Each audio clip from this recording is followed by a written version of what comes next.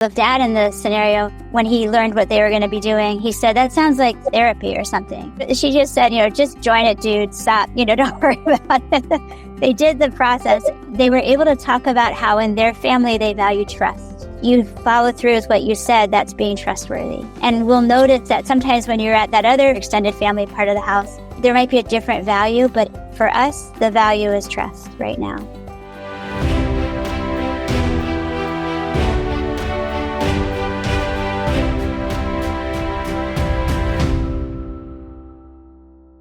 The family meeting and how important it is and having a role. So every person, including the baby in this scenario, is definitely aware and getting some input or ability to contribute in a meaningful way. How does the birth order play a role, which we talk about in Adlerian psychology, that birth order also plays a role? And how is the process of family meeting? What does it look like for someone who is hearing family meeting but has never offered one in their home? To the first point on birth order, as Amy mentioned at the beginning, Dreikers had that quote, children are excellent observers and sometimes poor interpreters, right, and understanding. And I think birth order can be an example of that sometimes because we observe the stage that we come into and then we see what our options are and we make sense of that. And then we move into it. So birth order isn't fixed. There's no rules or laws. There's some tendencies that you definitely notice. And children we're all find our place. How do I belong in this group? How do I connect in this group?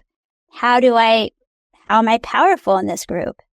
And a firstborn might come into the world and see, I belong, I connect here by being obedient, following the rules, knowing what the rules are, showing up, because I'm sort of on the stage with these two very capable people and I follow their, so then I find that I matter when I get it right, so they might you might notice those tendencies in a firstborn that they would possibly tend towards perfectionism, or they could tend towards wanting to, be rule followers and first and best. First and best, yeah. But it also depends on the parents, too, and the stage that they set, because it could be that you're on the stage with two very capable parents, and the way that you belong is by being passive and having them take care of you, so it's not going to be a rule that a firstborn is always going to be one way. Adler talked about being born into a family is something like being shoved on stage in the second act of a play without a script. And we're all pushed out there and we all have to figure it out. And depending on who's on stage when you get there and what's going on when you get there, what your reception is, do you come on stage and there are applause, or do you have to do something to get noticed? And when you do it, do you get picked up and cuddled? Do you get smacked? Do you get ignored? All of those things become part of what we use to figure out what's my place here. And birth order is one of those things that, an only child often doesn't have to do anything. They're just there. Be different. And that's, one of my favorite quotes from Adler was, everything could also be different. There are no rules. We have to look at it in the context. But when an only child becomes a first child, then they have to decide, okay, I can't just be, I have to do something. And usually they use their advantage. So that the way that I connect and feel capable is by being first and best. The second child comes along and they have to find their role. And nobody comes on stage and says, you know what I want to be? I want to be an understudy. We all want to have our own role. So oftentimes what you see with two children is the second child is going to be different from the first child. That's the most, if the first child is the good child, I see more mischief in the second child. But with each child, they take into account what's already happened, and then they try to find their place. And then they also look at what's happening with their parents. So how does birth order? It's really, birth order isn't, as Margie said, a fixed thing. It's really depends on a whole bunch of other things, but there are probabilities. The C's are essential because you're looking for how you're going to get each of those needs met. How do I belong? How do I get connected? How am I capable here? How do I count? How does my voice matter or not? How do I make sure it matters? And how do I have courage to get those C's and do that work? So how we find our way is us finding our way towards those C's that we need. We think of parents as the directors of this stage play and have these children, maybe 2, 3, or 4, and they've all perceiving information differently based on their birth order or, whatever circumstances that remain.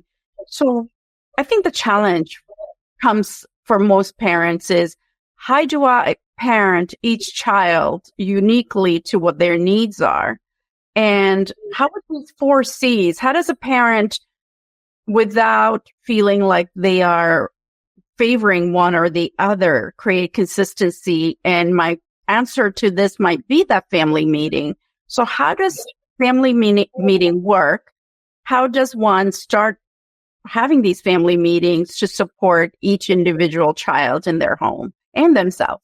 As far as family meeting, we usually want to start when the kids are verbal. Although with this child, maybe we can start earlier with sign language. But right away, having a designated time that we're going to get together and talk about the business of the family is already developing those C's. We belong. This is our family. It's important enough that we all get together and sit down and work on what the issues are, and we plan things and we work out issues. So we start with, and one of the things that we've always recommended, is that we start off with compliments and thank yous. If you only did that once a week, you would have the opportunity to let your kids know what you value and to find their strengths and to say thank you. But it's not the parents alone who say thank you or make compliments. It's the kids too. So everybody has the opportunity to give a compliment or a thank you to everyone. And if you can't think of something, somebody can help. There's no cheating in giving a compliment. It's okay to go ahead and help each other. For us, in my family, now my kids are middle-aged. I'm now having weekly family meetings with one of my grandchildren. I just got a compliment from him on Sunday saying, thank you for helping us and for having good ideas and helping us problem solve. He's 9 years old. That was pretty impressive. And I'll share this because I love this story. When my younger daughter was about 3, there are 2 jobs at family, 2 at least jobs, minute taker and chairperson. We also can have timekeeper and task monitor, and you can have more jobs. She was the chairperson. I should preface it. I was working on trying not to get engaged in power struggles with her. I was trying to keep my mouth shut and not get involved. And that's not easy. And we were traveling with Betty Lou Bettner, who is the person I wrote books with. And Betty Lou was helping me. And so we had told Kate, my daughter, that I was going to try not to get hooked in and that Betty Lou was going to help me. And so if Betty Lou saw me reminding her or doing all the things that I knew were not good things to do, but even if you're a professional and you've written books about it, you still make mistakes and you have to forgive yourself. So Betty Lou would come and just take my arm and walk me away. So then we have a family meeting and Kate is the chairperson and we happened to be traveling. So we were in a restaurant and, she welcomed us all. Again, she's about 3.5, 4 maybe at the most, 3.5. The first thing she does is when the waiter comes to the table, she says, because we're doing compliments, she says, please give my compliments to the chef, which I thought was really wonderful.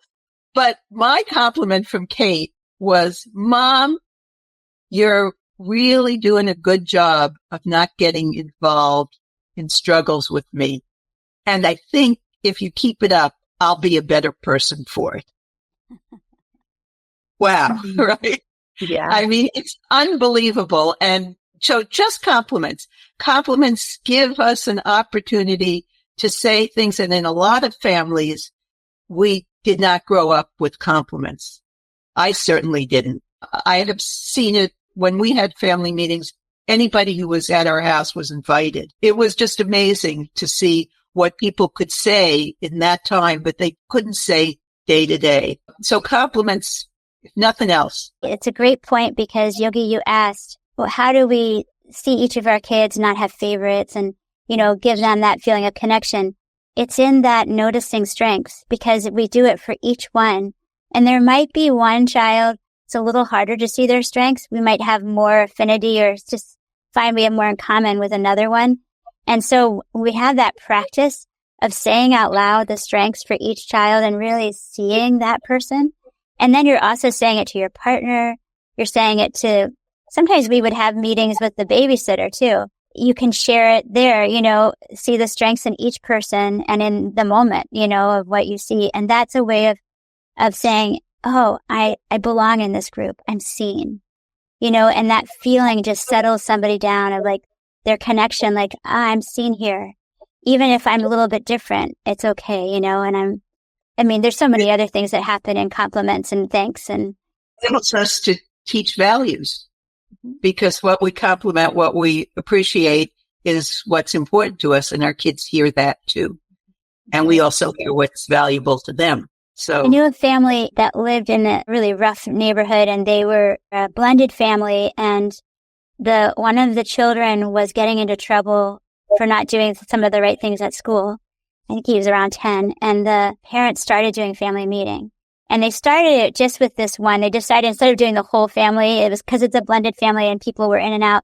They decided to just do a threesome with this one child. And they would start with appreciations. And the mom was sharing with me what happened. And she said, it felt like, well, first of all, the dad in the scenario, when he learned what they were going to be doing, he said, that sounds like therapy or something.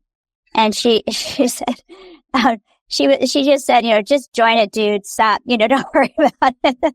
So they did the process. They were able to talk about how in their family they value trust. And they could notice when he did, like, you follow through with what you said, that's being trustworthy. And we'll notice that sometimes when you're at that other family's, the other extended family part of the house, there might be a different value, but for us, the value is trust right now. She said it was a way for them to lay down how their family is special, what they stand on, and what matters to them. So that it became this really wonderful time, that Wednesday meeting that they started having for them to develop that, and for that child to sort of start to see themselves in a stronger light, not always as the troublemaker or as the one who was, because the thing they had done is he wasn't allowed into the game room. They'd given him a punishment. So he wasn't allowed to go play at games at all at home. And so instead we suggested, why don't you start family meeting and not worry about the games? And that really helped, because he could see himself in a stronger way. If you like the content of this video, please don't forget to follow. And also, if you want more information, visit the website, yogipateltte.com.